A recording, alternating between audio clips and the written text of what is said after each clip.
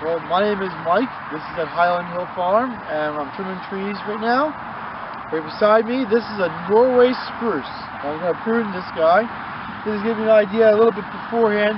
Norway Spruce is a lot more difficult to prune than Arborvitae is.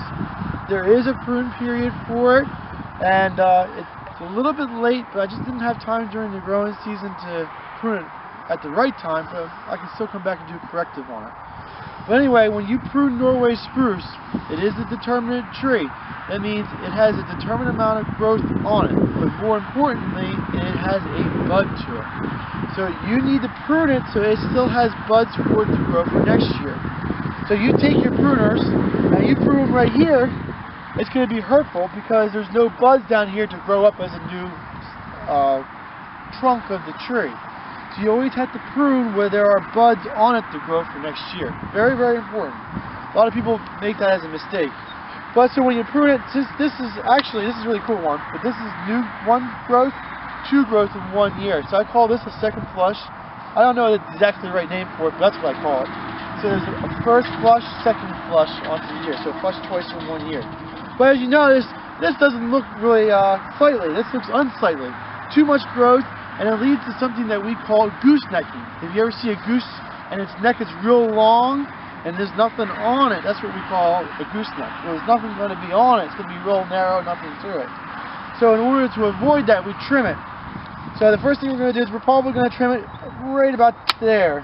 And if you notice that there's buds right above or right below where the cut mark is, and those buds will grow out.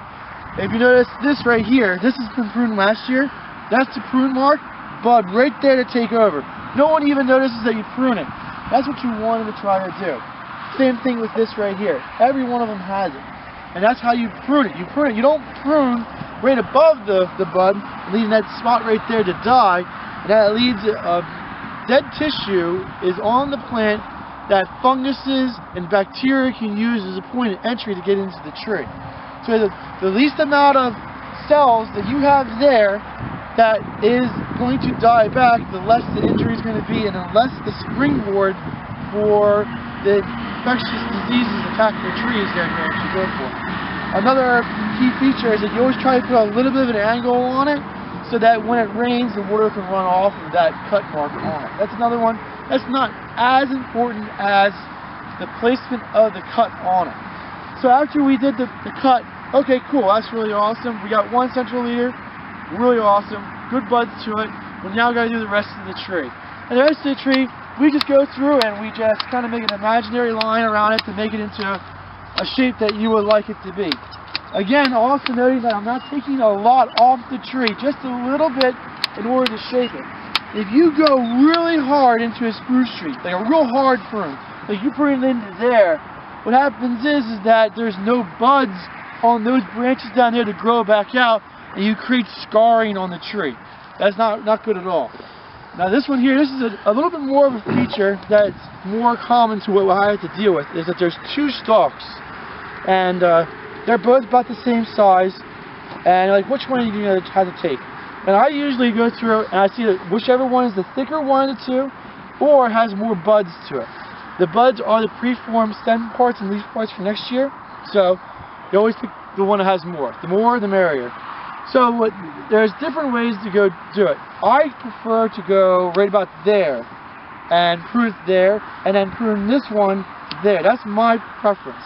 And that's because I like having a spare to it. So if like a big bird, like an eagle or a crow, landed on it and broke it off, that's still there to take over.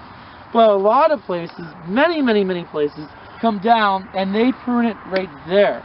And that way there's no chance for a second leader at all ever to come into it, and that's most places that's how they do it.